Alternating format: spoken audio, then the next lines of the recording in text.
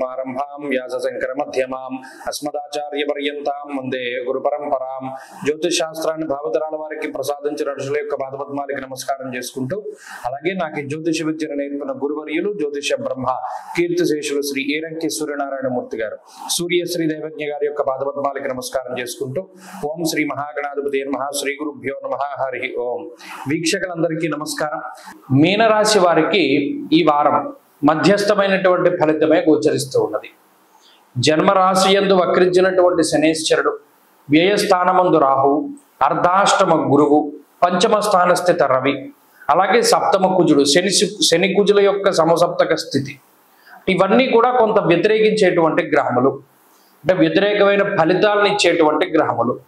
చతుర్థ స్థానమందు శుక్రుడు కానీ, పంచమమందు బుధుడు కానీ ప్రత్యేకించి ఈ వారంలో దశమ కేంద్రం నుండి ఏకాదశ స్థానం వరకు సంచరించేటువంటి పూర్ణమైనటువంటి చంద్రబలం చాలా అత్యద్భుతమైనటువంటి యోగాన్ని ఇస్తూ ఉన్నది.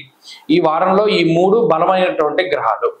కాబట్టి మీనరాశి వారికి ఏంటి అంటే అటు శుక్రబుధులు చంద్రుడు యోగించడం వల్ల కష్టసాధ్యమైనటువంటి పనులన్నింటినీ కూడా సుసాధ్యంతో చక్కగా వాళ్ళు ముందుకు తీసుకెళ్ళగలుగుతారు. ఎవరో ఒకళ్ళ సపోర్టు దొరుకుతుంది. లేదైతే లౌకికమైనటువంటి జ్ఞానమో, ముందుగా మనం సంపాదించుకున్నటువంటి అనుభవపూర్వకమైనటువంటి జ్ఞానమో ఎక్కువగా ఉపయోగపడుతూ ఉంటుంది. అంటే వాళ్ళు ఈ తప్పు చేశారు, మనం ఇది చేయకూడదు అనేటువంటి ఆలోచన ఏదైతే ఉంటుందో అది కాపాడు. తొందరపాటు చర్యలు, తొందరపాటు నిర్ణయాలు పనికిరావు.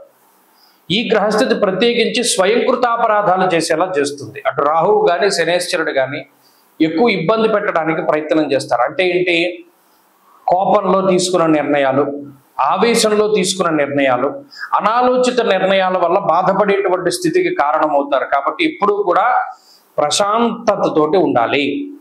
సహనం చాలా ముఖ్యము, ఓర్పు చాలా కావాలి. ఆఖరికి మీ తప్పు లేకుండా మిమ్మల్ని నిందిస్తూ ఉన్నా, 10 మందిలో తిడుతూ ఉన్నా సమాధానం నోటితో చెప్పకూడదు. మీనరాశి వారు గుర్తుపెట్టుకోండి, ఓర్పు సహనం అనేటువంటిది ఉంటే పడ్డవాడు ఎప్పుడు చెడ్డవాడు కాదని మీరు గుర్తుపెట్టుకోదలుచుకుంటే, ఆ మాట మీద మీకు నమ్మకం ఉంటే మీరు ఎంత ఇబ్బందులు పడ్డా, ఎంత మాట పడ్డా మౌనంగా ఉండడాన్ని నేర్చుకోండి. భవిష్యత్తులో అది మీకు గొప్ప ఆయుధం కింద మారుతుంది. ఎందుకంటే ఈ గ్రహస్థితి కోపంలో మీ చేత తప్పు చేయిస్తుంది. లేదు, చెప్పుడు మాటలు వినడం ద్వారా మీ గురించి ఎంత చెడుగా చెప్పుకుంటూ ఉన్నా దాన్ని ఎలా మనం తగ్గించుకోవాలన్న ప్రయత్నం చేయండి తప్పితే మన గురించి వీళ్ళు ఏదో తప్పుగా చెప్తున్నారు కదా, వీళ్ళ గురించి కూడా మనం తప్పు చెబుదాం అనేటువంటి ఆలోచన మాత్రం వద్దు. ఈ విషయాలు ప్రధానంగా గుర్తుపెట్టుకోండి. ఉద్యోగపరమైన సమస్యలు, ఒడిదుడుకులు ఉంటూనే ఉంటాయి, దాటుతూనే ఉంటారు. వ్యాపారపరమైనటువంటి చిక్కులు ఉన్నాయి. అలాగే విదేశాల్లో ఉండేటువంటి వారు ఈ గ్రహస్థితి వల్ల కొంత ఇబ్బంది పడుతూ ఉన్నటువంటి మాట వాస్తవమే. అయినప్పటికీ కూడా ఎదరెదర రాబోతూ ఉన్నటువంటి కాలం బాగున్నది. అప్పటి వరకు కూడా ప్రతిరోజు రుద్ర కవచాన్ని ఎక్కువగా పారాయణ చెయ్యండి. రుద్ర కవచాన్ని 3 పూటలా పారాయణం చెయ్యండి. పరమేశ్వరుడి యొక్క నామాన్ని ఎంత వీలుంటే అంత జపం చేయండి, పంచాక్షరి మంత్రాన్ని. తత్ఫలితంగా మంచి ఫలితాలు సంప్రాప్తమవుతాయి. ఈ వారంలో కలిసి వచ్చేటువంటి రోజు బుధవారంగా చెప్పవచ్చును. అదృష్ట సంఖ్య 5, అదృష్ట వర్ణము లేదా ఆకుపచ్చ రంగు. స్వస్తి.